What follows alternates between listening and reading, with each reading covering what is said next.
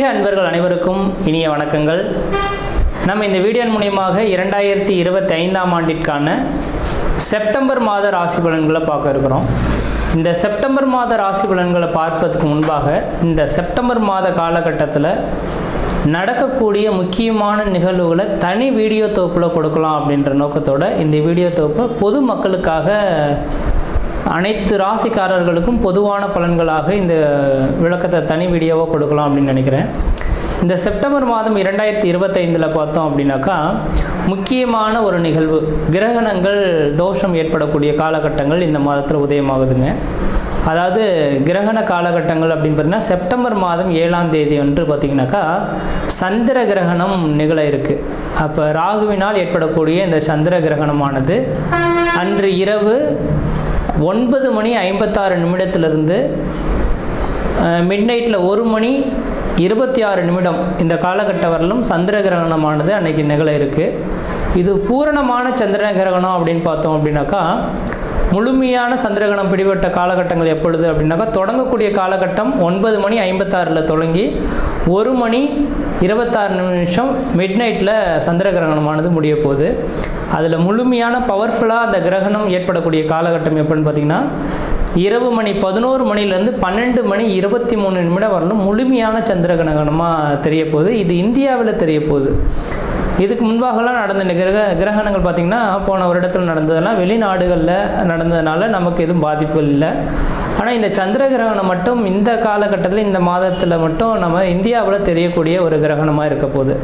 அப்போ இந்தியாவில் நடக்கக்கூடிய இந்த கிரகணமாக இருக்கிறதுனால பொதுமக்கள்கள் கொஞ்சம் கவனமாக இருக்கக்கூடிய ஒரு காலகட்டங்கள் அப்படின்ற சொல்லலாம். எப்போல்லாம் கிரகண தோஷங்கள் ஏற்பட போகுதோ, எந்த இடத்தில் நிகழுதோ, அதாவது எந்த நாடுகளில் நிகழுதோ அந்த நாடுகளுக்கு ஒரு சில பாதிப்புகள் வரும்னு இருக்குதுங்க.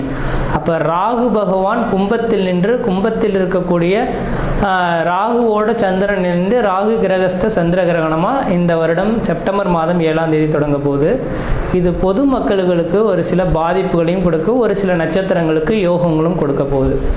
அதில் முக்கியமாக பார்த்திங்கன்னா கர்ப்பிணி பெண்கள், இந்த கர்ப்பிணி பெண்கள் இந்த நேர காலகட்டத்தில் கண்டிப்பாக வீட்டை விட்டு வெளியே வராமல் இருக்கிறது நல்லாயிருக்கும். சந்திர கிரகணம் இரவு நேரத்தில் நடைபெறதுனால பெரிய லெவலில் பாதிப்புகள் இருக்காது மக்களுக்கு. ஏன்னா அந்த நேரத்தில் மக்கள் அனைவருமே வீட்டு உள்ளதாக இருக்கும். முக்கியமாக இந்த நேரத்தில் கர்ப்பிணி பெண்கள் மிக மிக மிக கவனமாக இருக்கக்கூடிய காலகட்டங்கள்.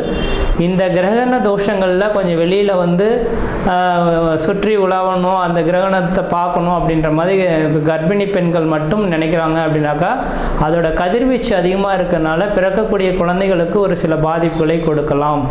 அதனால் அந்த கர்ப்பிணி பெண்களுக்காகவே இந்த வீடியோ கொடுக்கணுன்ற நோக்கத்தோடு நான் இந்த வீடியோவை தொகுப்பை கொடுக்குறேன். அப்போ அந்த கர்ப்பிணி பெண்கள் தெளிவாக சொல்ல விரும்புகிறேங்க, அன்று பகல் அந்த கிரகண தோஷங்கள் ஏற்படுவதற்கு முன்பாக, அதாவது 10 மணிக்கு 9 மணி 56 நிமிடத்துக்கு தொடங்க இருக்குது, 10 மணிக்கு தொடங்குறதாவே எடுத்துங்களேன். அப்போ அதிலிருந்து 4 மணி நேர காலகட்டங்கள் முன்பாகவே உணவை எடுத்துக்கொள்கிறதா சிறப்பை தரும். அப்போ அந்த நேரத்தில் மட்டும் கொஞ்சம் முடிஞ்ச அளவுக்கு பார்த்துக்குங்க. தண்ணி வந்து அருந்தலாம், அந்த தண்ணியில் தர்பை புல் போட்டுட்டு நீங்கள் வச்சுக்கிறது நல்லாயிருக்கும். அதாவது சொல்லப்போனால் அன்று சாயந்தரம் சூரியன் அஸ்தமனம் ஆகிறதுக்கு முன்பாகவே அந்த கர்ப்பிணி பெண்கள் மற்ற எல்லாருமே உணவை வந்து அருந்திடுறது சிறப்பாக இருக்கும். அதுக்கு 6 மணிக்கு பிறகு பார்த்தீங்க அப்படின்னாக்கா உணவு சாப்பிடக்கூடாது. அப்போ சாப்பிட்டோம் அப்படின்னாக்கா செரிமான பிரச்சனைகள் ஏற்படலாம். இது சந்திரனால் ஏற்படுறதுனால உணவு சம்மந்தப்பட்ட உணவினால தான் பாதிப்புகள் அதிகமாக வரதுக்கு வாய்ப்புகள் இருக்குது. அதனால் 6 மணிக்கு பிறகு எந்த ஒரு உணவுப் பொருட்களும் நீங்கள் எடுத்துக்கொள்ளக்கூடாது. அடுத்து தண்ணீர் மட்டும் வேணால் தாகம் இருந்தால் அதை தர்பை புல்லை மட்டும் போட்டு வச்சுட்டு அந்த தண்ணியை மட்டும் பயன்படுத்திக்கலாம் அப்போது தேவை இருந்தால் மட்டும். இல்லையேல் அந்த அன்றைய நைட்டு முழுவதும் கொஞ்சம் முடிஞ்ச அளவுக்கு எல்லா உணவுப் பொருட்களையும் தவிர்த்து கொள்வது சிறப்பை தருன்ற விதிங்க. வெளியில் வந்து சுற்றி உலாவறதை கொஞ்சம் குறைச்சி கொள்வது சிறப்பை தரும். அனைத்து மக்கள்களுமே தெளிவாக சொல்ல வரேங்க. எல்லாருமே இப்போ வந்து நவீன காலங்கள் வந்துருச்சு இல்லைங்களா.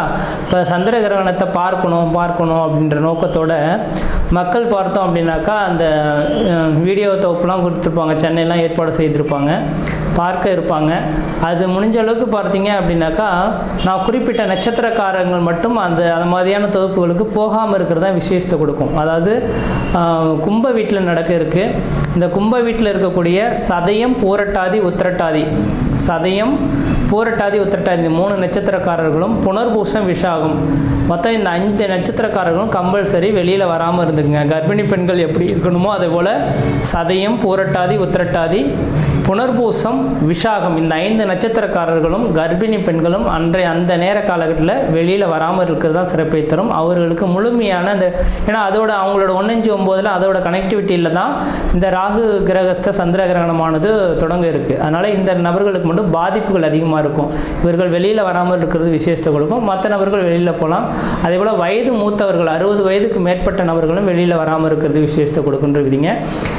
இது அப்போ அந்த நேர காலகட்டத்தில் அந்த கிரக காரத்துவம் பெரிய லெவலில் பாதிப்பை தராத மாதிரி உங்களுக்கு தெரியலாம். அந்த கிரகண தோஷங்கள் ஏற்பட்டு அடுத்த 40 நாட்களுக்கு பிறகு தான் அதோட பாதிப்புகள் கொஞ்சம் அதிகரிக்கிறத பார்க்க முடியும். இப்போ உடல் ரீதியான தொந்தரவுகளை ஏற்படுத்தலாம். உணவு குழாய் சம்மந்தப்பட்ட பிரச்சனைகள் இந்த நபர்களுக்கு வரலாம். அதனால் கொஞ்சம் கவனமாக இருங்க.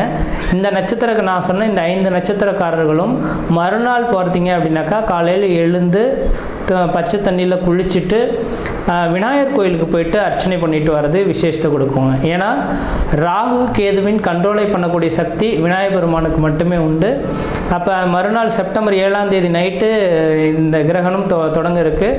செப்டம்பர் 8ஆம் தேதி அன்று பார்த்தீங்க அப்படின்னாக்கா விநாயகர் கோயிலுக்கு போயிட்டு குளிச்சுட்டு நல்லெண்ணெய் தீபம் போட்டு வழிபாடு செய்துட்டு வந்தீங்க. இந்த 5 நட்சத்திரக்காரர்கள் வழிபாடு செய்துட்டு வந்தால் இதனால் தோஷங்களை கண்ட்ரோல் பண்ணக்கூடிய சக்தி விநாயகருக்கு உண்டு. ஏன்னா ராகு கேதுவின் 2 கிரகத்தையுமே அடக்கக்கூடிய சக்தி இந்த விநாயகருக்கு இருக்கிறதுனால அவரோட சொல்லுக்கு கட்டுப்படுறதுனால இந்த 5 நட்சத்திரக்காரர்களும் வழிபாடு செய்து கொள்வது மிகப்பெரிய விசேஷத்தை கொடுக்குன்றவிதிங்க.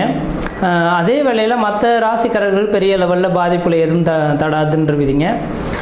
அது இந்த கிரகணம் தொடங்கிடுச்சு அப்படின்னாவே அடுத்த அந்த இப்போ ஒவ்வொரு கிரகணமும் பார்த்தீங்கன்னாக்கா லாஸ்ட் இயர்லாம் 2-3 கிரகணங்கள் தொடங்கினது.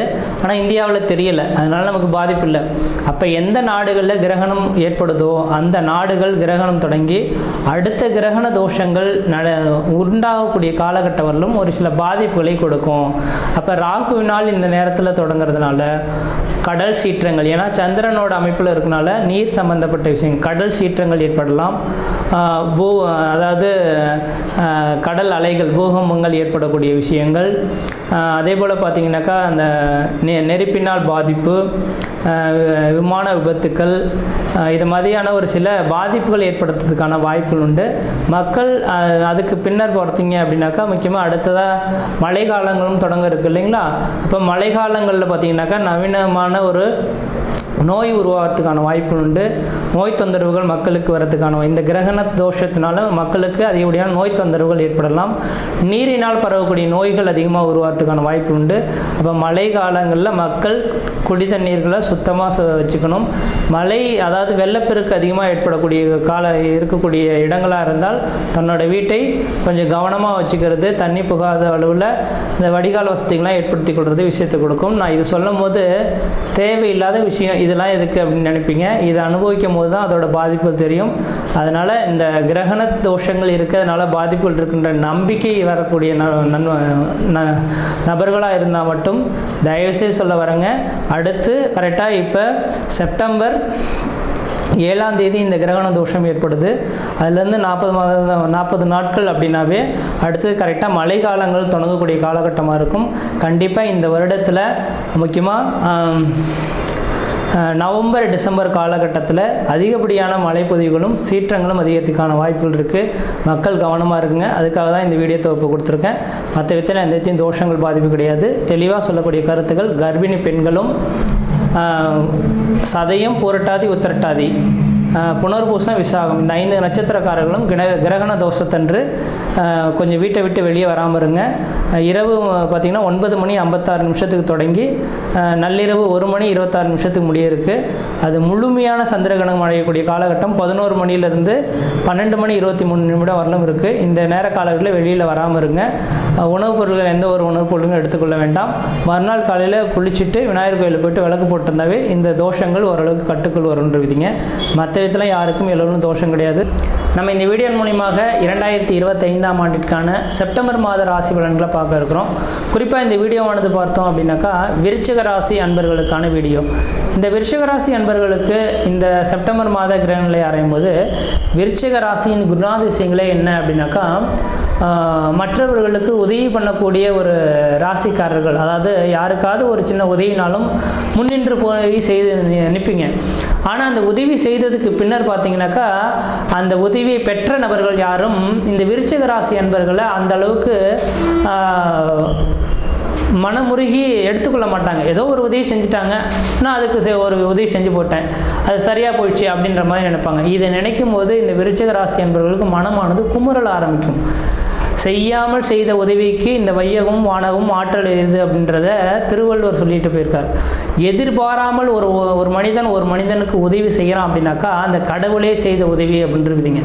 அந்த உதவிக்கு மாற்று கருத்து எதுவுமே கிடையாது. ஆனால் இந்த விருச்சிக ராசி அன்பர்கள் எப்பொழுதுமே பார்த்தோம் அப்படின்னாக்கா ஒரு மனிதன் யாருன்னு தெரியாத மனிதர்களுக்கு யோசிக்காமல் போய் ஒரு உதவி செய்வாங்க. ஆனால் அந்த நபர்கள் வாழ்க்கையில் ஒரு அங்கமாக வந்த பிறகு அந்த நபர்களே இவங்களை பகைத்து கொள்ளக்கூடிய காலகட்டம் உருவாகும். அப்படி பகைத்து கொள்ளும் போது இவங்க செய்த உதவியை நினச்சி நான் இப்படி செய்தேனே அப்படி செய்தேனே மன அழுத்தத்துக்கு உள்ளாகக்கூடிய நபர்களாக இருப்பாங்க. இந்த கலியுகத்துக்கு உங்களோட கர்மகாரகனோட அமைப்புகள் இதுதான் விதிப்பயன். இது யாரும் மாற்றி அமைக்க முடியாது. அதை நீங்கள் உணர்ந்து கொள்ளுங்க. அதாவது நான் எதுக்காக சொல்ல வரேன்னாக்கா இந்த விருச்சிக ராசியில் பிறந்த நபர்கள் எல்லாமே மற்றவர்களுக்காக வாழக்கூடியவங்க. அவங்க எப்பொழுதுமே ஒரு வாழ்க்கையில் ஒரு அங்கம் அப்படின்ற மாதிரி போயிடுவாங்களே தவிர அது உணர்ந்து பார்ப்பாங்கன்னு மட்டும் நீங்கள் எடுத்துக்கொள்ள வேண்டாம். அதுக்கு தன் கணவனாக இருந்தாலும் சரி, மனைவியாக இருந்தாலும் சரி, சொந்த பந்தங்களாக இருந்தாலும் சரி, தாய் தந்தையர்களாக இருந்தாலும் சரி, இதுதான் விதிங்க. ஆனால் உங்களோட உதவி மாதிரி ஒன்றும் கிடையாது. இதுக்கு ஆண்டவன் நீங்கள் செய்யக்கூடிய உதவிகளுக்கு வரும் காலகட்டத்தில் நல்ல ஒரு வாய்ப்புகளை ஏற்படுத்தி கொடுப்பார்னு மட்டும் எடுத்துக்கொள்ளுங்க. ஆனால் இந்த மாத காலகட்டத்தில் உங்களுக்கோட அமைப்பில் பார்க்கும்போது செப்டம்பர் மாதத்தில் உங்கள் ராசிநாதன் 11ஆம் இடத்துல இருக்கிறார். இது எதுக்காக நான் இந்த விதிகளை சொல்ல விரும்புகிறேன்னாக்கா இதுக்கு முன்பாக கடந்த 3 மாத காலகட்டங்கள் இந்த விருச்சிக ராசி என்பவர்களுக்கு அந்தளவுக்கு வளர்ச்சிக்கான ஒரு அமைப்புகள் இல்லை. எது செய்தாலும் தடை, தாமதங்கள், வம்பு வழக்குகள், சட்ட சிக்கல்கள், மன நிம்மதி குறையிறது, பொருளாதார நெருக்கடிகள், கடன் சூழக்கூடிய அமைப்புகள், சொந்த பந்தத்தினால பிரச்சனைகள் அப்படின்ற மாதிரி பல்வேறுபட்ட மன அழுத்தத்தில் உருவாகக்கூடிய நபர்களாக இந்த விருச்சிக ராசி அன்பர்கள் இருந்துட்டு இருப்பீங்க. காரணம் செவ்வாயோட கேது சம்பந்தப்பட்டதுனால இந்த பிரச்சனைகள் உருவானது. அந்த பிரச்சனைகள் முடிஞ்சு போச்சுங்க. 11ஆம் இடத்துக்கு இன்னைக்கு செவ்வாய் பகவான் உட்காந்துட்டார், கன்னி வீட்டில் உட்காந்துட்டார். அப்போ தன் ராசிக்கு 11ஆம் இடத்தில் லாபஸ்தானத்தில் செவ்வாய் பகவான் இருக்கக்கூடிய காலகட்டத்தில் லாபங்கள் அதிகரிக்கக்கூடிய ஒரு காலகட்டமாக உருவாகும். அதனால் பழைய பிரச்சனைகளை இன்னமும் உங்களுக்கு போட்டு மனதில் குழப்பிக்கொள்ள வேண்டாம். இந்த மாத காலகட்டத்திலிருந்து உங்களோட வாழ்க்கையில் ஒரு அடுத்த லெவலுக்கு உயரக்கூடிய காலகட்டம் உருவாகும் போது என்னைக்கோ யாருக்கோ ஒரு சில உதவிகள் செய்திருப்பீங்க. அதுக்கு இந்த நேர காலங்கள் வட்டியும் முதலுமா உங்களுக்கு கிடைக்கக்கூடிய காலகட்டம் உருவாகும். அது பதவி உயர்வுகளாக இருக்கலாம், பொருளாதாரமாக இருக்கலாம், அது மதிப்பு மரியாதை கௌரவங்களாக இருக்கலாம். ஏதோ ஒரு விதத்தில் உங்களுக்கு கிடைக்க போது லாபஸ்தானத்தில் செவ்வாய் பகவான் இருக்கிறதுனால ஏதோ பழைய பூர்வீக சொத்து சுகங்களை விற்றுட்டு அதன் மூலிமா லாபங்கள் பெறக்கூடிய காலகட்டம் உருவாகலாம்.